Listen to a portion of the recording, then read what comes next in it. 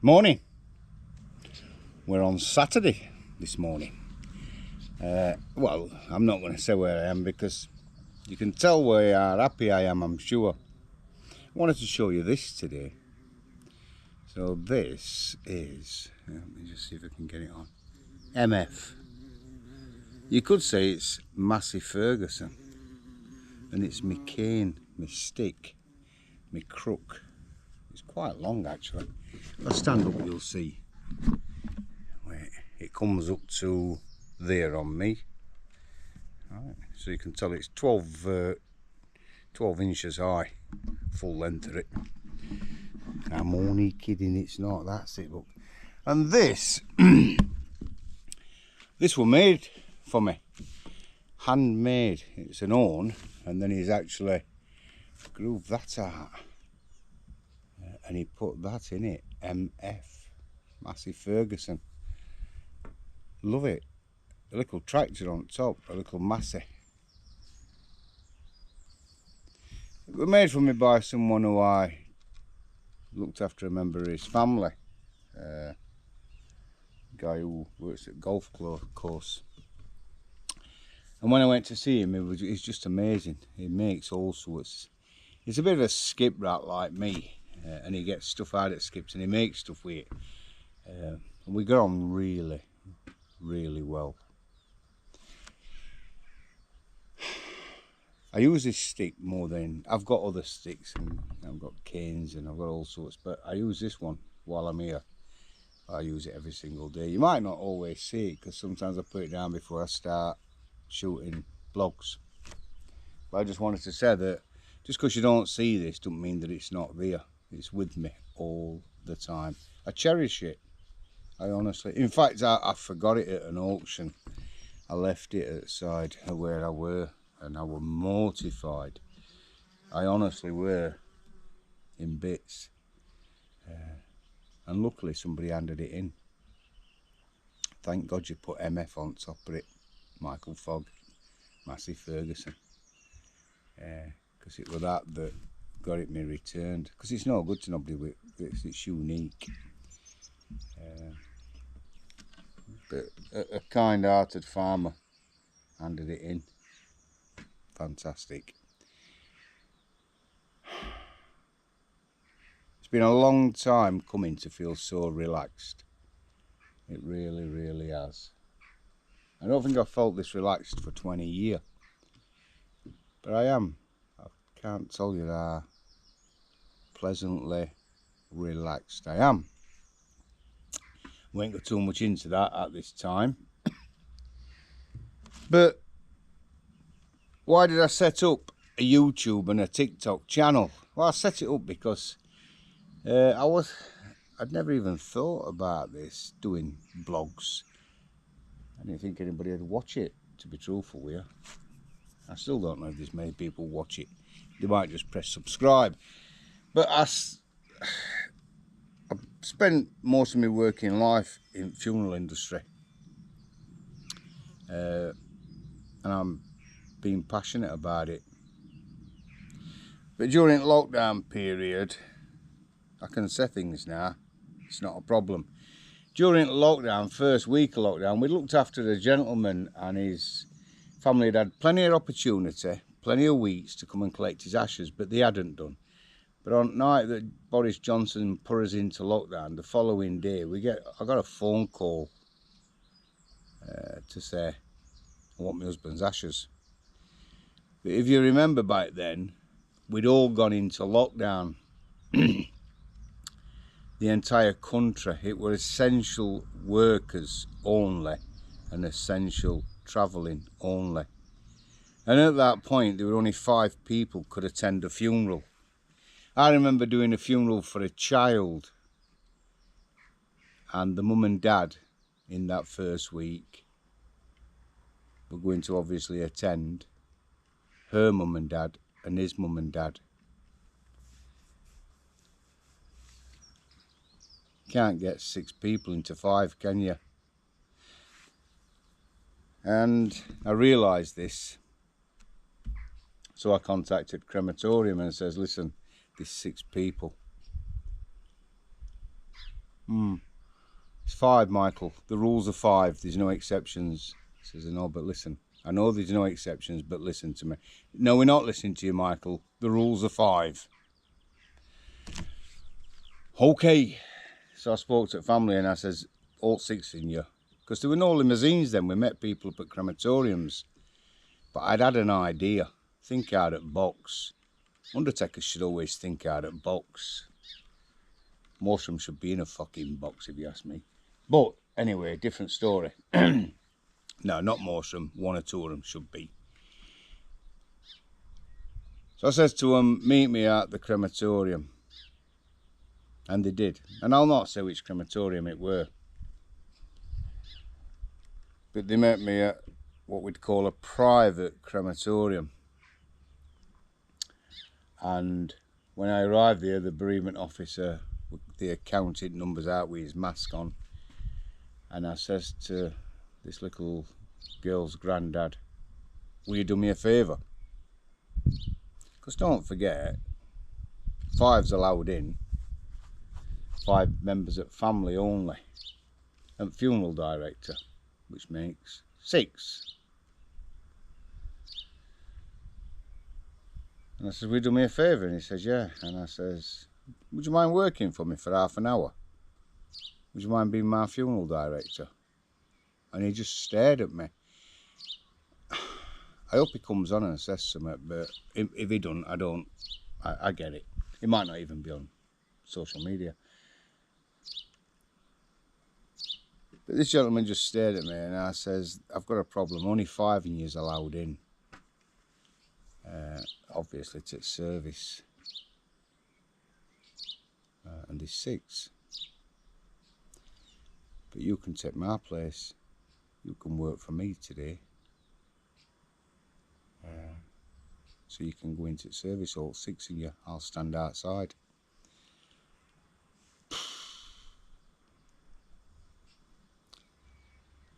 To watch a 60-year-old bloke, and I think around about 60, 55-ish, between 50 and 60, let's say, to watch his eyes blur up with water just in front of your face, and to watch tears build up and start to flow, put a lump in my throat straight away. And he didn't say a word to me. All he did is he took 2 steps towards me. Don't forget, we've got to keep his distance, but sod distance. He put his arms around me. Didn't have to say a word. And I said to the bereavement officer, this gentleman's taking my place. I'm not going into service. And the bereavement officer on that particular occasion says, you can't do that. I says, why not? You can't. I says, of course I can. 5 members of family and funeral director. Yeah, but you can't. I says, listen to me. There's 5 members of the of the family, and this gentleman is the funeral director. He's going to direct the funeral. Oh, face was just a picture. But it went ahead. I stood outside and waited for him. I'm glad I did that, actually. I don't regret it. And I'm sure... Oh, sorry about that. I'm sure that family didn't regret me doing that. Mind you, it changed after that. They actually put it in the... Sorry about this. You weren't even there, so shut up. You know, always got something to say him. I think that family will have been pleased. Have to put a win. Look at all at it. Anyway, I was trolled online. A vermin, a member of our own family, set an 8-page up. And a certain funeral director in Sheffield jumped on bandwagon. Quite a few of them did, just to read all hatred. Just a lot of people who've got nothing to do. But how did it all start? Well, it didn't just start with that smackhead, Cheryl's son. it didn't just start with him. It started with a family who she rang me up and says, I want my husband's ashes back. And I says, I'm sorry, love, but yesterday we went into lockdown. There's only 5 people can attend a service. And we're not allowed to do out with ashes now. We've got to stop it. Right. Well, I'm having them back. And I says, but we can't. There's no I can do. I says, unless you can get authorisation, then yeah, fine. But we aren't that. There's no I can do.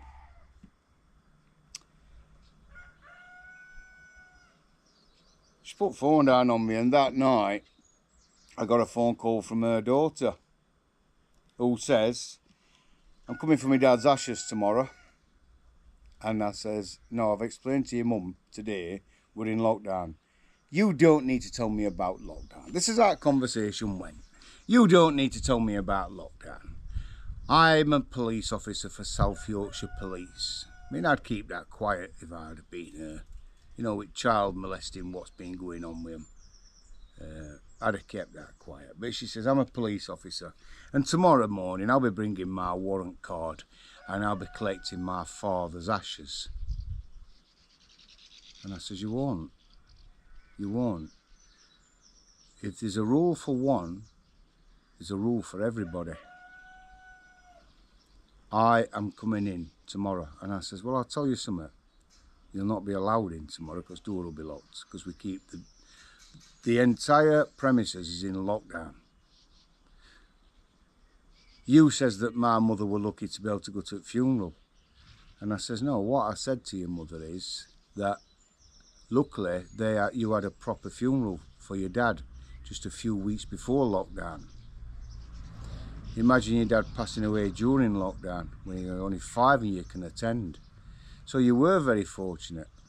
Not that you've lost your dad, but the timing of it didn't coincide with lockdown. But the ashes part is not what I can do.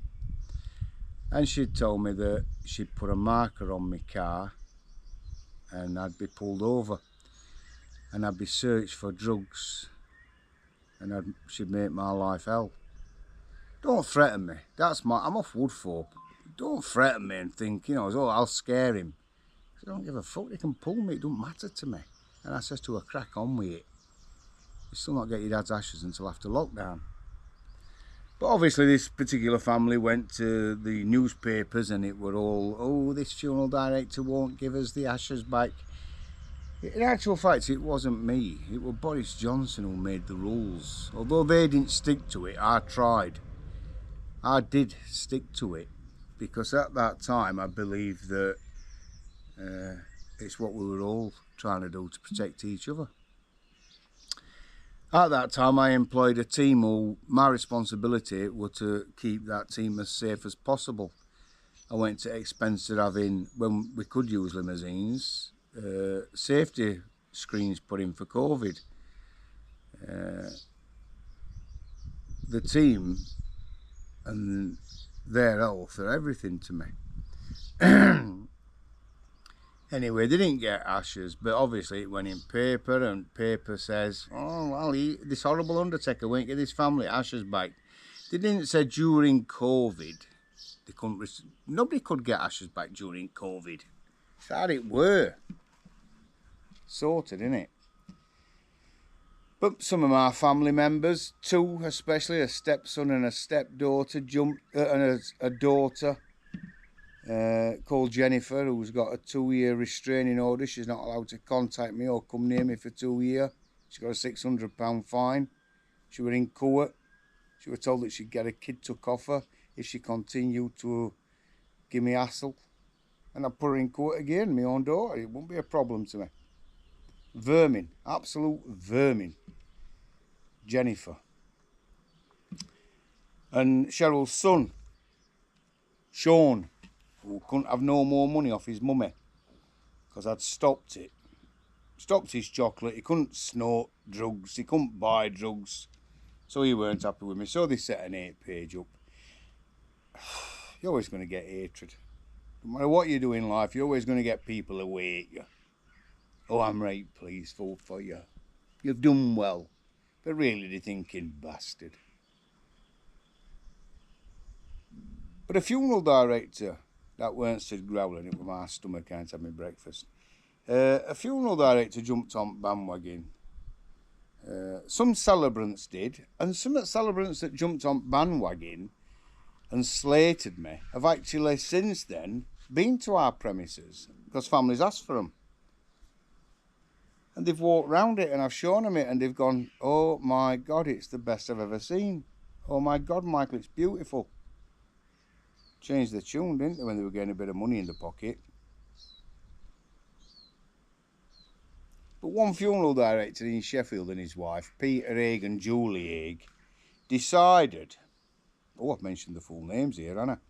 Decided that they would jump on bandwagon and say, you can take your funeral plans away from him, contact your funeral plan provider and say that you want to move them. They did everything possible to ruin me.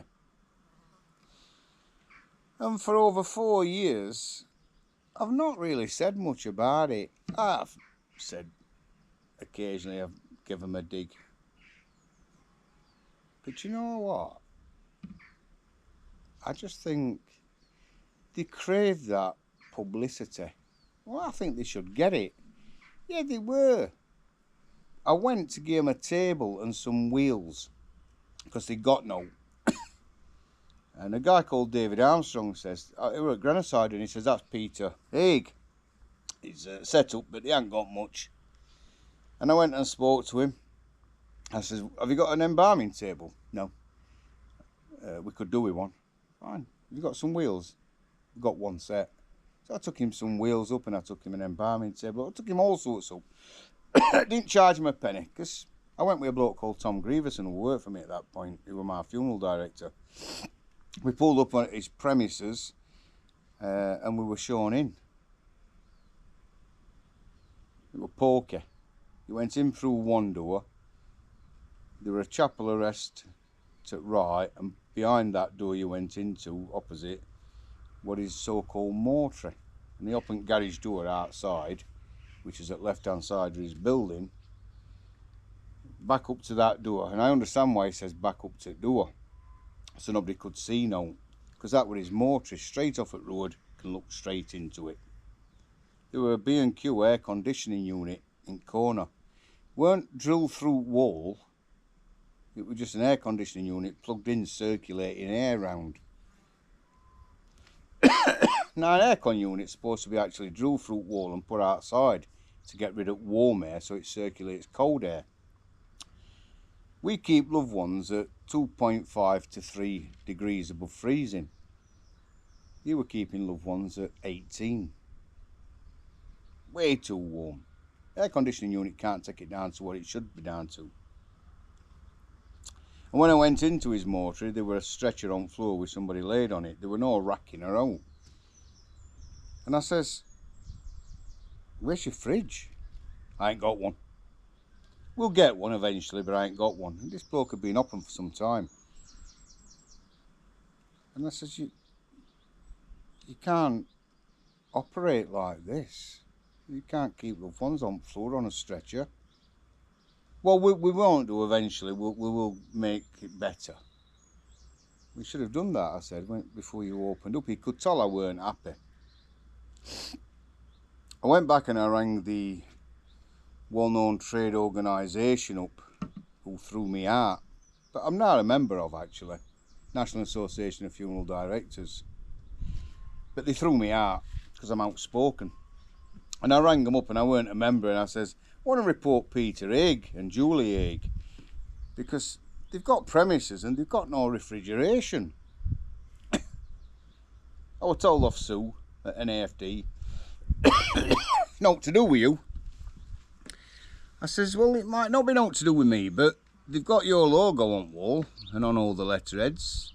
They should have been inspected. They was inspected, Mr. Fogg. They have been inspected, all right. So well, you'll have seen that they ain't got no fridges then, they've got an aircon unit. It's nothing to do with you. It's got nothing to do with you. Do you know why I would remember? Subscriptions. Subscriptions. They wanted a bit of coin off him. But loved ones were seeing that logo thinking, well, it must be right. Must be right, he's a member. They can come and challenge me now and say, I wasn't using an air conditioning unit from B&Q, can't you, Pete? In fact, you can come on my channel and defend it, you and your wife. Be nice to meet up one day. Not down a dark alley. Because now I've got everything I need in life, I'm not going to prison for nobody. And I'd end up in prison if I met you on a dark alley. So, that's why I was trolled. And that's why I decided to set a YouTube channel up and a TikTok channel up. Because my doctor says, get out and go for a walk. And I did. You know the story. I went for a walk and I come past a farm that was for sale.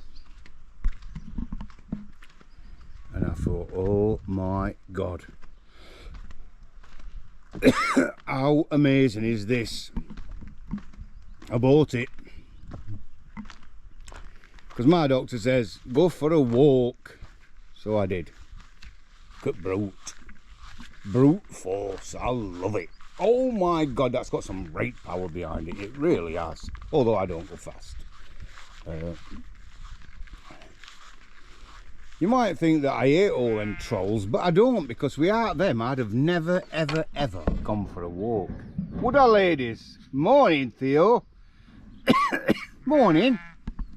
Hey up, Nell. What are you doing? I'm going to have to get some more of that lick, aren't I? Because they've loved that, don't they, mate? Them babbies bloody love it. So that's our Dave, having lick, energy drink, and stood outside of him is his best mate now. They get on right well. So, and you should know who he is. Oh, he's having a drink of milk still. He's still on tick, that one. Runs at litter. What they up to?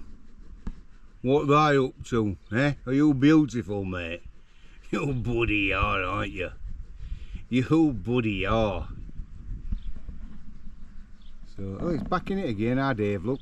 He can't keep out of that bleeding lick. He's a nightmare for that energy drink. I think there's a bit of whiskey in that. I think somebody's put a bit of whiskey in it. He can't keep out of it.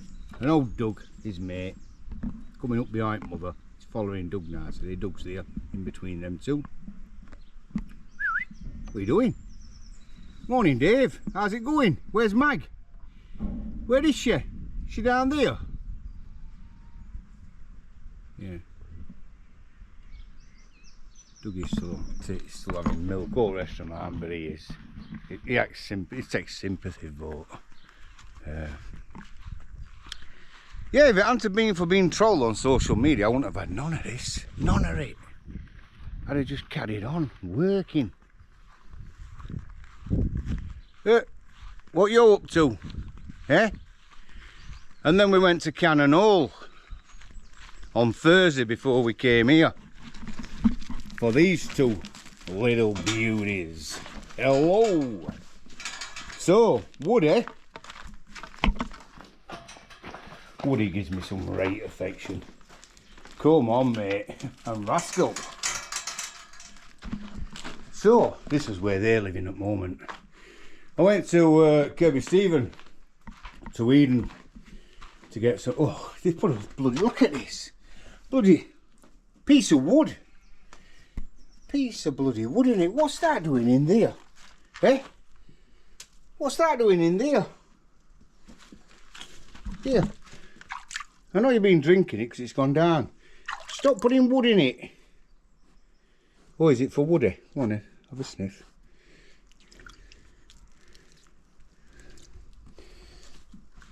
I absolutely bloody love them. They're my two new mates. They're not my best mates, because I ain't got favourites with you, have I? I love you all the same, don't I? Oh, look dear. What a picture. Oh, you beautiful, aren't you? And you beautiful. You are both beautiful. Come and give kisses. Oh, yeah. We'll put camera on, what a thing. Don't knock it in if I do. Good boys. You're glad that I got trolled, aren't you? These are right happy that I was trolled. Because he said, if he weren't trolled, he wouldn't be here with us. We wouldn't be living with him. Wouldn't, would you? You're beautiful. How lovely is this? Seriously. How much more content can somebody be? Put it that way. Hey, Woody, cookie kisses. You want to be on limelight, don't you? Yeah. Oh yeah, you beautiful. Can't be too close because you've got a big head. Yeah, both of you. Mwah. Oh yeah, I love being kissed and stroked. They don't particularly, they're not bothered about stroke, but they like being rubbed and tickled. Don't you? I like a good rubbing. What? Do you want to rub now? Oh yeah. Oh yeah. Right, I've got to go. I've got to go and I'm going to put this on YouTube, alright? Oh, you beautiful. He just leans on you, mate, doesn't he? He says, I'm going to lean on thee. Pack it in. So these two are from Cannon Hall Farm, aren't you? Dave, who you see on Tolly from Cannon Hall Farm, I met him down there. And they're all amazing. That team down there are just out of this world. And these have got right pedigrees. Good boys. Good boys. You are. Right, I'm going. I've got to go. Come out of the way. Now, this is lick that I got for them. These like lick as well, see? All animals like salt, and that's what that is. It's a salt block. Right, I'm going. I'm going to make a cup of tea. Alright. Oh, we're going to bed again. Are we going to bed again? Are we tired? Bloody hell. Oh, you're gorgeous, aren't you? Oops, it's got its thing out. Yeah. He knows I've been talking about Julie. Anyway, that's a different story for another time. Thanks for liking the channel. Thanks for subscribing to the channel. And thanks for sharing this channel. See you in a bit, lads. I'll go and upload this now. It's almost 7:30. Almost. Have a lovely day. Have a lovely Saturday.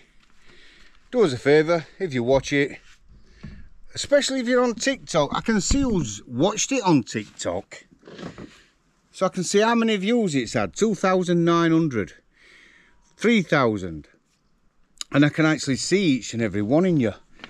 But not many people press like. Why is that?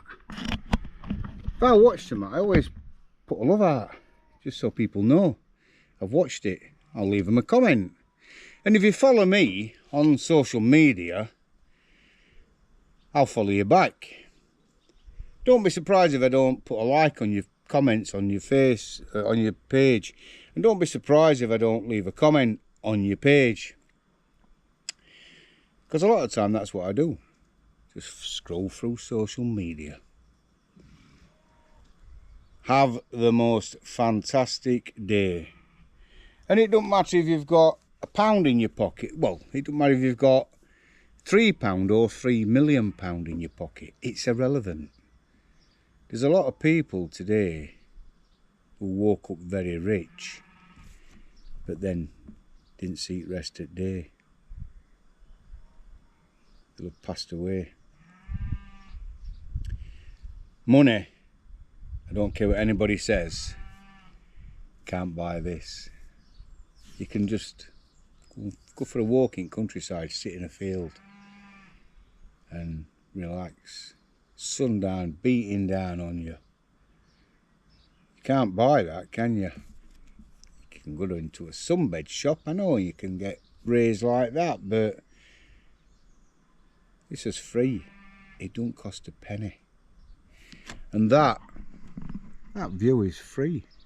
Don't cost no. You don't have to own something to enjoy it. So enjoy every day. Because there'll be a lot of people today that have got plans. They'd woke up and, well, they were going to wake up and do something. They might have put something off yesterday.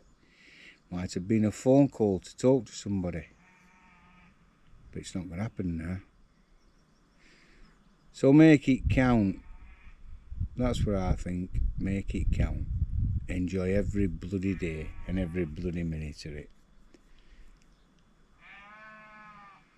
Thanks for liking the channel. Thanks for subscribing to the channel, especially. Anybody what subscribes, I genuinely can't thank you enough.